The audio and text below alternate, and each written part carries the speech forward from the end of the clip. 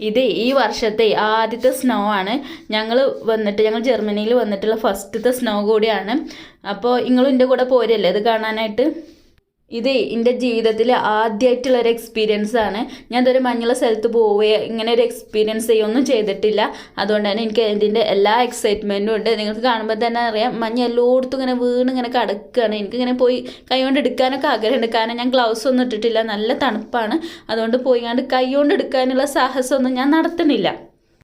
മഞ്ഞിങ്ങനെ വീണുണ്ടപ്പോൾ എനിക്ക് ഭയങ്കര ആഗ്രഹം അതിൽ നടക്കണം എന്നൊന്ന്. അപ്പം ഞാൻ ഇക്കാനോട് പറഞ്ഞു, ഐസൂനെ ഞാൻ ഒന്ന് കൊണ്ടുവരാമെന്ന് പറഞ്ഞുകൊണ്ട് ഞാൻ ചാടി കയറി പോകുന്നതാണ്.